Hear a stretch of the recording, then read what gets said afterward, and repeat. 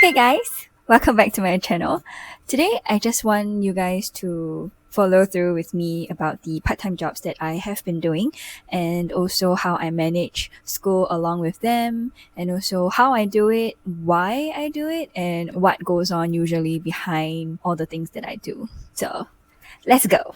Let's start with the first job that I work, which is being a freelance live stream host. For this job, I do live stream under platforms like TikTok and Shopee. So what I do is to just promote the items and sell during the whole live stream. I would say that it is a pretty fulfilling job, and I think I have learned quite a lot from it as well. I've learned how to talk to the camera slightly more comfortably and also to interact with people online. I enjoy it myself a lot. So the next job that I do is actually to coach swimming. Fun fact is that I have been coaching swimming for about a year plus. It all started with a slight interest that I have when I was looking for part-time jobs. So I inquired about it and I got signed for 1 year, and I've completed the 1 year during January this year in 2025.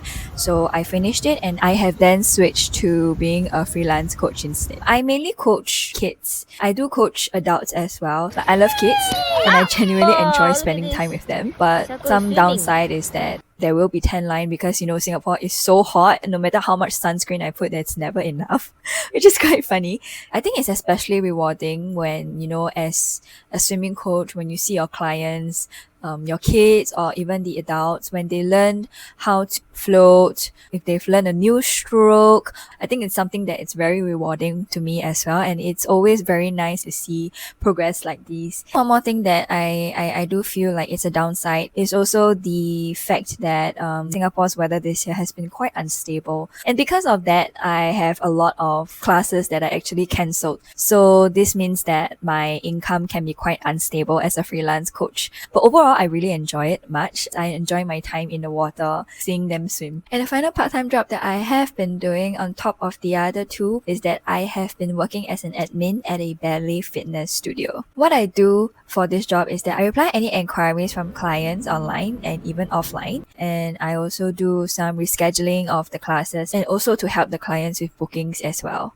This job also requires me to do some housekeeping for the studio. So what I'll do is that I will hang up some towels to dry, make sure that the studio is clean by vacuuming the floor as well. These are the things that I practically just need to do at the studio, which is quite relaxed. One thing that I really like about working here is because of how calm and relaxed this job is compared to my other two jobs, I actually do get to squeeze in a little time for me to do my schoolwork, especially during assignment period. So yes, these are the current part-time jobs that I have been doing as a student throughout my uni life. And I do have friends that are also doing multiple part-time jobs as well. And I'm very lucky and honored to have interviewed one of them. So let's hear what they say.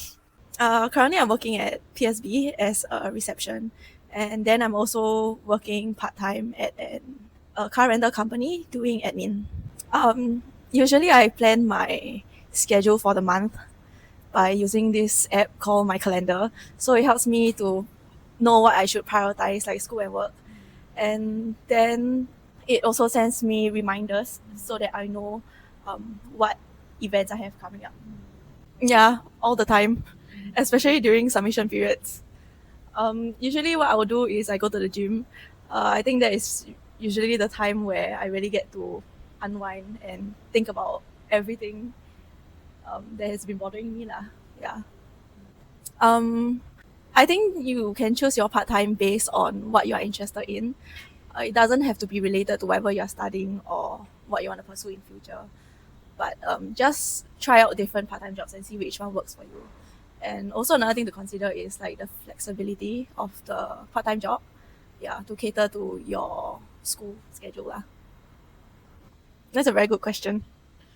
I think money keeps me going on hard days. To save enough money and to buy whatever I feel like buying. Financial freedom, I guess. Yeah, and also to alleviate my parents' burden. financial burdens so that they don't have to pay for my things. They can plan for their retirement and stuff like that. After hearing from her, I think there are really some tips and advices that can be really helpful if you are planning to do part-time. I think the first thing that you can do is to be really, really honest with your schedule.